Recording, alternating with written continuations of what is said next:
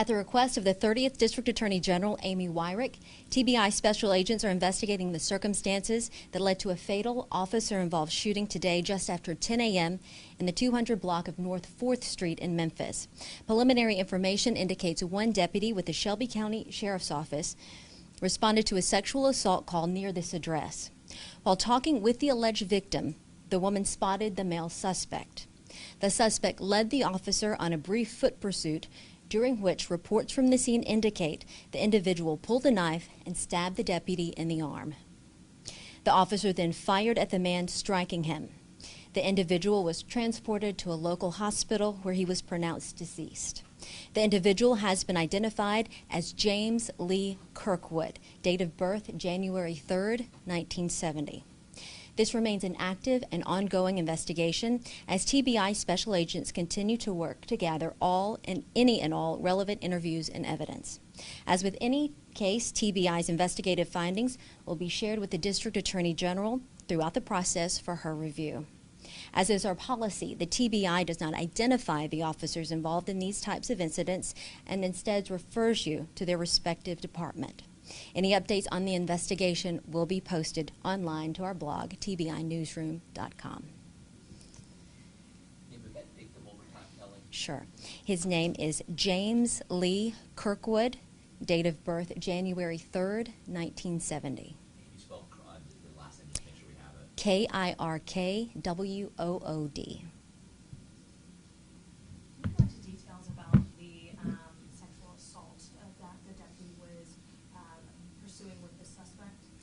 The TBI is responsible for the officer-involved shooting portion of this case, so that is not details that I have. What will your investigation entail, ma'am? Our investigation, like all of ours, will be comprehensive. We will talk to all relevant witnesses and gather all evidence. Have your agents been able to talk to any eyewitnesses?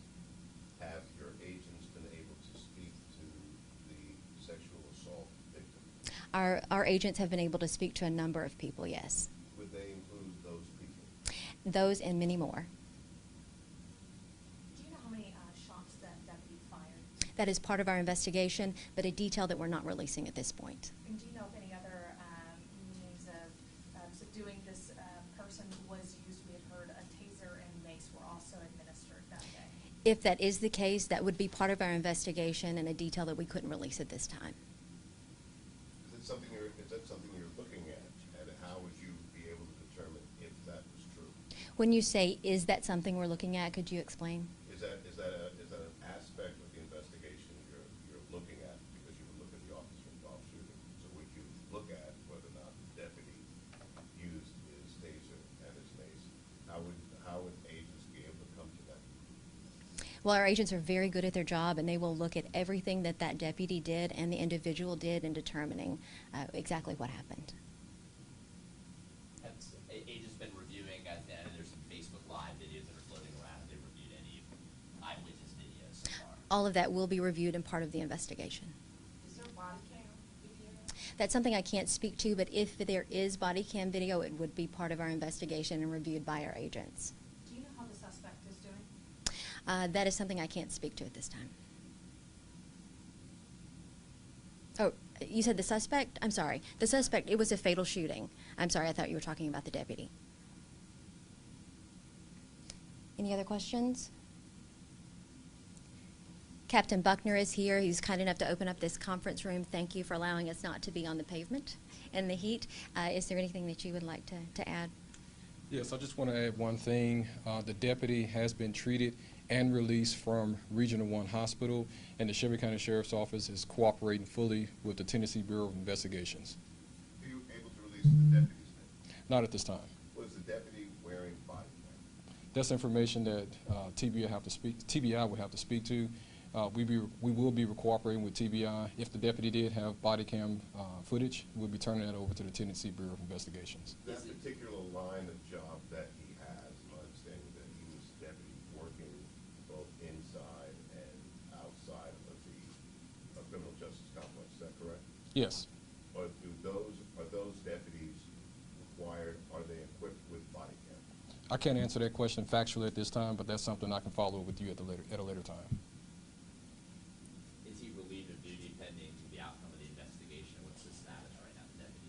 Yes, the deputy has been placed on administrative leave. Can you give us an idea of his spirits? Can you give us an idea of his mood? Has anyone had a chance to talk to him? I have not personally had an opportunity to speak with him, but I know a number of deputies have reached out to the deputy involved. What did they say his mood was? Anything about his spirits? They have not shared those details with us. Can you explain why it's necessary, why he will go on leave, and what the resolution is you guys are looking for him to possibly return back to his job? Yes, procedurally, that's what happens in any time that a deputy fires his weapon, his or her weapon at an individual. So we want to give TBI an opportunity to speak with the deputy, so that's one of the second reasons, or one of the leading reasons why we relieve him of duty. So, Captain, can you discuss anything about the sexual assault call around the perimeter? So as my colleague Kelly stated in the beginning, this is very early in the investigation. Those are details that we'll be uncovering. This press conference was designed to just give out some more preliminary information that we have. It's an ongoing investigation, and we can't speak to the facts of what happened in that incident. Any other questions for myself or the TBI PIO? Well, you all did say there was body cam footage of We have not confirmed that. Can you say how long this deputy has been with the sheriff's office? I'll share that information at a later time. So All right. you talk about that there have been, Captain, if I may ask one last question, there's been a number of discussions about some of the people either homeless, some people who may have mental health challenges congregating around the criminal justice complex, and that has led to one of our brethren, a reporter, being attacked. Some women, some lawyers talk about it as well. Is that something the department will look at in light of this, that this could be an issue?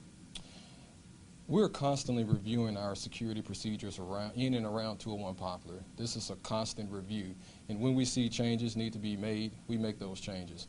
But this incident, like any other incident, we'll go back, look at some of our procedures, and if we can cite any changes that need to be made, then we'll definitely consider those.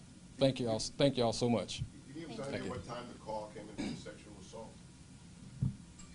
That was, I'm not sure actually, that wasn't part of our investigation at this point. Can you give us an idea, Captain, what time the call came into the sexual assault? The only timeline that I have right now is shortly after 10 a.m. all of these events started to transpire. I'm not certain exactly how long prior to these events starting that the victim reported this incident to our security personnel. Thank you guys very much. This statement will be online in just a few minutes as well if you need a copy